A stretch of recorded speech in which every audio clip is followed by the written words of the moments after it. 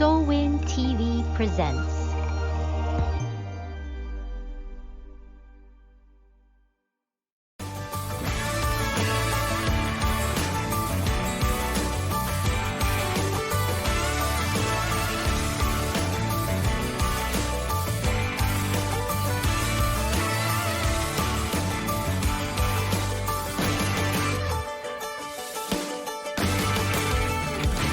Faith and Hope with Sweet Tea and Sass, encouraging couples to reconnect with God and with each other so they can live their happily ever after too. Hi everyone, welcome back to Faith and Hope with Sweet Tea and Sass. Tonight we're going to be talking about our very rocky beginnings. The rocky road of dating. Yes, and rocky it was. Oh, yes. So, lesser people would have been driven apart.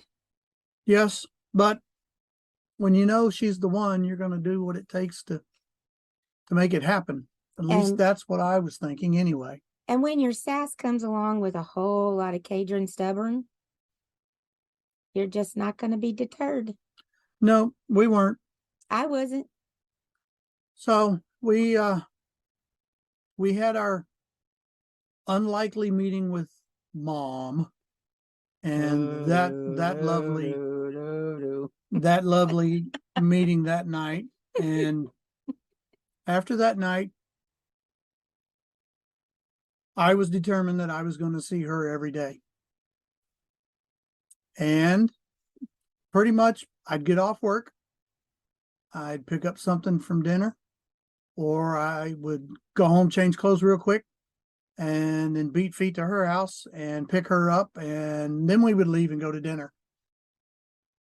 And that was a 30-minute drive Each way. to my house. Yeah, because we lived out in the boonies on, I kid you not, Goat Hill Road. Yes, I said Goat Hill Road. Never saw any goats. That was the name of the road. And we had to pipe in sunshine. We were so far out in the boonies. And it was on, believe it or not, it was on top of a hill, which is hard to believe in Louisiana, because Louisiana is flat. We had hills, but no goats. Yeah.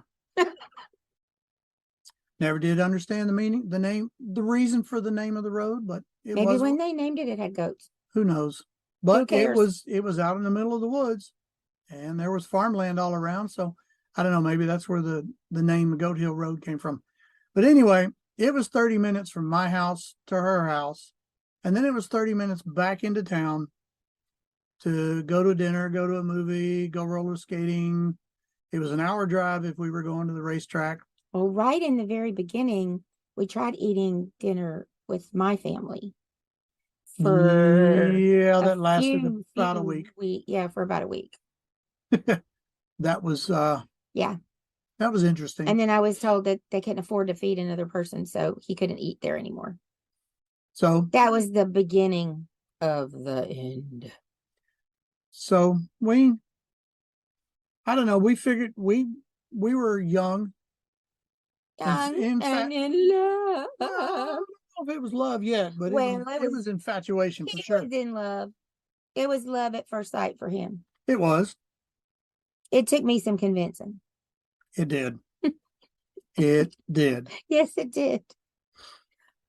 But I nearly ran off when he put an engagement ring on layaway 2 weeks after we met. So I thought he's crazy, but at least he can get his money back. One of our date nights, we were walking through the local mall there in town, and we walked into a jewelry store there in the mall, and I said, "Pick a ring." And she looked at me and she said, "Are you serious?" I said, "Yeah, I'm serious. Pick a ring." I thought we were just goofing around. I thought we were just being silly. I didn't know he was really picking a ring. So she started at the high end. No, I didn't. No, you started at the high end and you went to the low end, and you settled on it. You settled on a nice little ring there on. I was like, oh, that little petite one. If I'd have known he was going to buy it, I'd have went for the big one. See what I tell you? So I was just letting her picked the one she liked, the one she wanted. And I said, "Are you sure?" And she said, "Yeah." And I said, "Okay, try it on." And she said, "It fits." And she said, "Well, it fits and I like it." And I said, "Okay, put it on layaway." And that's the exact look I got right there. Say what? I've been dating you for 2 weeks. Yep. As the kids would say now, we aren't even Facebook official. Well, we were then. Not, I didn't think so. We were just dating. So 2 weeks. I sure didn't tell Mama about that. No, neither did I. I didn't tell my mom about it either. So we, I don't know, we had some interesting date nights. Our first movie together was The Jungle Book. Yes, Sweet Tea. He's so sweet. And he wanted to go to a movie, so he picked The Jungle Book. They were re-showing it for its whatever anniversary, and we went to The Jungle Book to the movies for our first movie. Well, I am a old Disney softie. You're a throwback. I like the old Disney movies. Throwback. Yeah. Yep. But then, about a month into us dating, my stepfather's dad passed away, and they had to make a trip over to Vicksburg, over close to Vicksburg in Louisiana, where they were from, to help with the funeral arrangements and all that. And my mother said for me to bring my brother and my sister and go to my grandmother's so that we would be there to go to the services. So he finagled his way to get off work so he could go with us. And I called her and told her that he was coming with us, and I could hear between the gritted teeth, fine. So we all went to my grandmother's house. And there at my grandmother's house on a Saturday morning, my little redheaded cousin, who was a pain in the behind, was laying on the floor, kicking him in the back through a lattice rocking chair, just kicking his feet through the back of the rocking chair. And he asked him and he asked him and he asked him to stop, and he didn't stop. So he went around and he grabbed his feet and he just tapped him on his behind. He said, "Boy, I told you to stop." Well, that blew into a whole big mess with my entire family, which of course my mother had already told everybody how horrible he was and how she didn't like him and he was just awful for me and all these things about him. So the family just picked up and ran with it. And my grandmother called her and said, "He spanked Eric." He did not spank that kid, but he needed it. Well, yeah, that's beyond the point. But he definitely needed it, but he didn't spank him. He just tapped him on the behind, playing with him, trying to get him to stop kicking the chair. So I got an immediate phone call from my mother and said, "You and him need to go home and just leave the kids at grandma's." So we packed up our stuff and we went back to my house and to our house where we lived.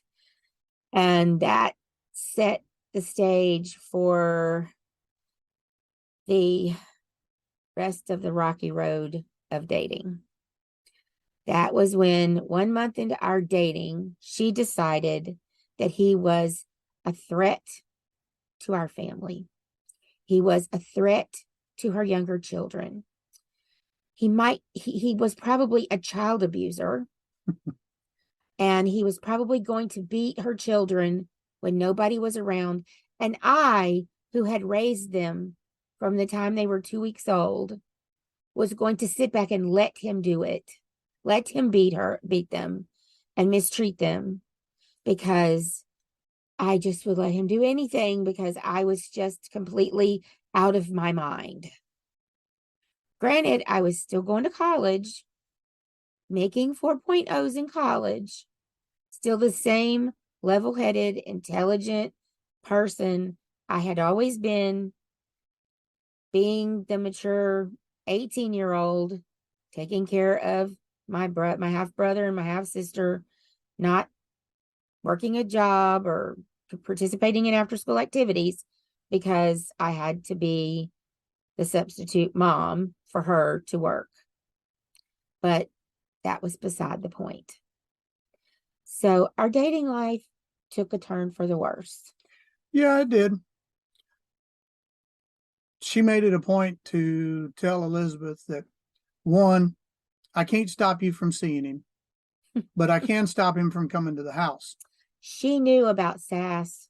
She also knew about the stubborn Cajun. She had met both quite a few times before. And she knew if she told me, you can't date him, I would have run off and married him because I was 18 and I could do what I wanted to. So she wasn't going to tell me what to do. Not that she told me what to do before I was 18. I was pretty easygoing and compliant. And I still am pretty easygoing and compliant if you ask me to do something. But if you tell me to do something, how does that go? It don't go well. It don't go well. I'll do just about anything for you. I love people and I love doing things for people, but don't tell her what to do. I don't like to be bossed around. I have my GPS on mute because I don't like it to tell me what to do. When it tells me to turn, I don't like to be told when to turn. I'll turn when I want to turn. Now, you can put it on the screen, and if it says turn, I'll turn, but I don't want it bossing me around. We have a new Bluetooth speaker in here, and I don't like that it tells me when it turns on or when the music stops. It bothers me. This is the thing that I know I can hear. So I don't like being told what to do. So she knew this. So she didn't tell me you can't see him. You just can't bring him to the house. He can't come to any family functions. He can't be around our kids or your nieces and nephews, or not nieces and nephews, your cousins. Yeah. Yeah, I didn't have nieces and nephews at the time. Your cousins or any of that, because he's dangerous. Look at him. Look. I'm dangerous. He's dangerous. He's so dangerous. You have to be very aware of him. And you have to understand that my mother has issues. She didn't like men. She never has liked men. And well, I think since my biological father left her when she was pregnant with me, I think she decided right then that she didn't like men, and she hasn't liked men since. And I'm sure that, which I find odd that she's married. Well, she doesn't like him either. No, that's true. I mean, if you see them together and interacting, they don't like each other. They just stay married to have somebody to fight with. And that's so sad, but it's true. And I just, it's just the way that it is. And it makes me very sad. But I hate that it's that way. And that's the way that it ended up. She knew not to pause that.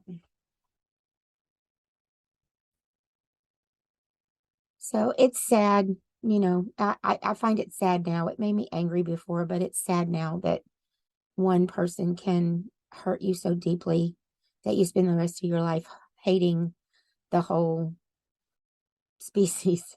And I think we're finding that out in our culture now. It's very cultural. So many people are against white males. They think that white men are all racist and white men are all too masculine, and they want to kill stuff and beat people up and all these things. And it's not true. It's the furthest thing from the truth. But for some reason, they've decided that if you have white skin and you're male, you're all the same. And none of us are the same. We're all different. And some of you ladies out there, you may experience this. You may have had a bad relationship. You may have had a bad marriage. You may have been in an abusive marriage. I know that, a lot of people have been in an abusive relationship, an abusive marriage, an abusive childhood. I had an abusive childhood. I was abused by two of my stepbrothers. I was physically abused by my stepfather. And I had a really bad attitude about men. But I tried not to let it be all men, because every man deserves a chance on his own. independently of what they did. What they did was their choice themselves. And I need to give each person their own opportunity to mess up or to do it right. And I'm glad that I did, because I have a lot of amazing male friends. I have the most amazing husband in Sweet Tea. And I have an amazing son and lots of friends at church that are men. And so I just want to, my tip for today, I guess I'm going to start giving Sass's tips for the day. My tip for today is, if you've been hurt, if you've been done wrong, if you've been mistreated, and I understand that because I have too, give another person a chance. You might want to give them a chance at a distance. Just talk to them on the phone or text with them or exchange messages on Facebook Messenger. Keep them at a distance until you feel comfortable, but give them a chance. Don't judge one or the whole lot by what one person did or does. Give each person a chance as an individual, because we all deserve an opportunity to be judged as individuals. We need to look at the person from who they are on the inside, and we need to understand that people change. Some people change and they get better with time. So back to the story. Yes, back to the story. So my side of the family, my mom and dad were happy that I was seeing you and that we were dating. Your sisters, your two youngest sisters, were really happy. Yeah, they were really. Because they hated your last girlfriend. Yeah, they did. My oldest one, on the other hand, I don't know where her brain was at. Still don't know. But that's another story for another time and day. I don't know if she liked me or if she ever has. I don't know. I don't either. Don't really care. Because I do. And at the end of the day, it's about what he thinks about me and what I think about him and what God thinks about us. Which is true. And God is the one that brought us together. Yes, absolutely. No doubt about it. Our dating lasted 4 months. Not quite 4 months. Well, you need the next 3 months. Yeah. After my mother said you couldn't come to the house anymore. Were interesting. There were many times that I would pick her up and we'd go park at the end of the road just so that we could be together. He couldn't come to the house. Nope. He could not pull in the driveway even. I had to pick her up on the edge of the road. So rain or shine, in my little umbrella, he'd call when he got off work. I'm on my way. And I would wait. I knew about how long it took him to get there. I'd stand at the door. I'd hear his truck because of the loud pipes on that Chevy truck. He's a Southern guy. Gotta have pipes. I would get my little umbrella and walk, in the rain out to the end of the driveway, which we lived on a half acre of land. So the driveway was a pretty good little stretch to meet him, to get in the truck so we could go park in a Walmart parking lot and talk for a couple hours before he had to drop me off and go home so that he could be at work the next morning. But here's the funny part of this. For 3 months we did that. Well, minus one night. We it was getting expensive going out there every night because back then gas was 75 cents a gallon. Oh, it was so expensive. But minimum wage was $1. I think it was $1.75. So. But you're only working 3 hours after school because he was in auto mechanic school and I was in college. Yeah. Yeah. So anyway, we decided one of our nights that we were parked talking, and I said, this is really getting expensive, and I don't think we can see each other every night. So we decided that we would see each other on Monday, Wednesday, Friday, and Sunday. So that left Tuesday, Thursday, and Saturday that we would not see each other. We were still going to see each other on Saturday. Just Tuesday and Thursday. Tuesdays and Thursdays. You weren't going to come out anymore. Right. I wasn't going to come out and get you on Tuesday and Thursday nights. Right. And there was no way she was going to let me have the car to go see him. No. No. That wasn't happening. No. So Dropped her off Monday night. Tuesday, I got off work. Oh, but hang on a minute. Tuesday, I went to school that morning, did my college classes that morning. When I got off, I went to the store and bought him these little plaques and a card, called his mom and asked her if I could stop by the house and left the little plaques and the card on his bed because I wasn't going to see him that night. But we had seen each other the night before, but we weren't going to see each other that night. So I had to leave him a little present. And I got home and saw the card and the plaque on But I wasn't the one that was in love. Wasn't me. Not her, not at all. Nope. At least she wouldn't admit it. No. So had dinner with mom and dad, picked up the phone. 4 hours later, I got off the phone. That was back before the phone bill was charged by the minute, back when you still had landlines. No if you know cell what those phones are. back then. No, there were no cell phones. It was the one that was attached to the wall and you had to sit in the family room and talk and everybody could hear you. Or you could walk out in the garage and sit in the garage. We didn't have a garage. Well, I did. Trailers don't have garages. But I had a cord that could go all the way to the bedroom or all the way out in the garage or all the way out in the backyard. It was one of those ones that had the 50-foot cords plugged into the wall. Yeah, and then when you hung it up, it all twisted up. Yeah. Oh, we are so showing our age. Yes, we are. So I called her that night. We were on the phone 4 hours, just talking about this, that, and the other, and talking about our future, what we thought the future would be like. You know, we talked about anything and everything under the sun. We did. From the very beginning, we talked about everything. We talked about raising kids. We talked about what we thought marriage would be like, what our dreams were, that was a key one, what our marriage would be like. What did we want to be? What were our dreams for our careers, for our family? There wasn't really anything. Discipline. What do we think about disciplining children? Discipline. Yeah. I mean, what do we feel about church? I mean, we talked about everything. Yes. There wasn't a subject we did not broach in 4 months. So Wednesday night, I went out to the house and I told her Wednesday night, this ain't happening. I got to see you every night. I got to see you every day. I can't handle this being apart. One whole night and I can't do it anymore. So we dated 4 months, And 2 days shy of 4 months.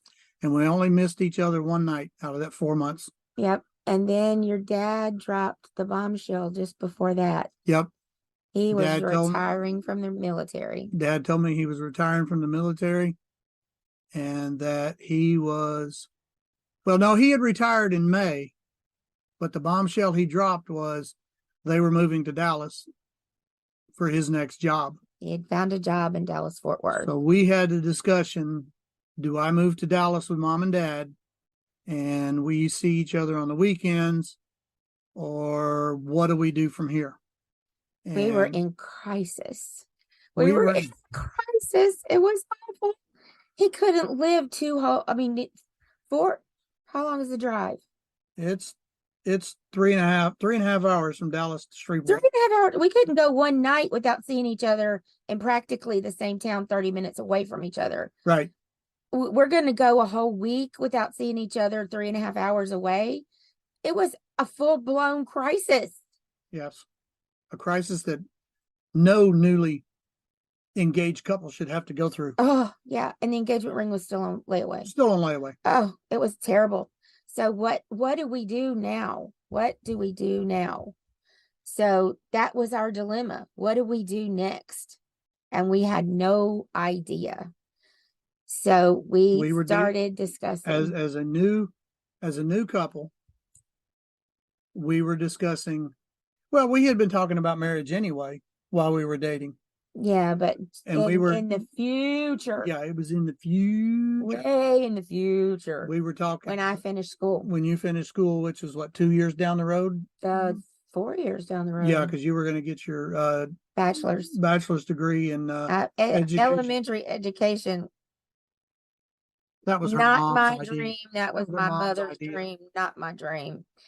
So then we're at the dilemma of what do we do now? His parents are moving. He can't come to my house. If he I can't He can't- afford to get an apartment. He can't keep going to school and get an apartment. Even if he quits school and goes to work full time, he's not going to be able to get an apartment and live on his own. So, Well, I could do it, but I wouldn't be able to afford to come see me every night. to come see you every night. And that wasn't doable either. That wasn't doable either. So what do we do now? 4 months into dating, and here we are with this choice of what do we do now? And we had no idea. And so we started praying about it. And praying hard about it. Praying about, God, what are we supposed to do? We're here in this dilemma and we don't know what to do. Where do we go from here? Where do we go from here? And, sometimes God gives you an answer right away. And sometimes God waits a while to give you an answer. You're going to have to tune in next week to find out what kind of answer God gave us and what that answer was. So until next week, this is Sass. And this is Sweet Tea. And we'll talk to you then. Bye. Bye, y'all. Do you wonder, how did it get to be like this? How did we get so disconnected? Where did the joy, laughter, and cuddles go? Does any of this sound familiar? Well, change is possible. Your marriage can thrive. Let us partner with you to restore the foundations of your family, where every family member feels loved, accepted, and valued. It's time for a new way. Time to see your marriage transformed into a relationship of peace, respect, and a joint purpose. Doesn't that sound amazing? Go to www.theclammingroup.com now for more information and to sign up for your free 30-minute marriage design consultation. Are you feeling broken or lost? Are you struggling to find a community of like-minded women? Come join us on SOLWIN, Shining Our Light Women's Inspiration Network. SOLWIN women have come out victoriously from their dark places and now use their God-given gifts to shine their light to the whole world. Get your free 30-day trial today. Go to www.solwin.tv to subscribe now.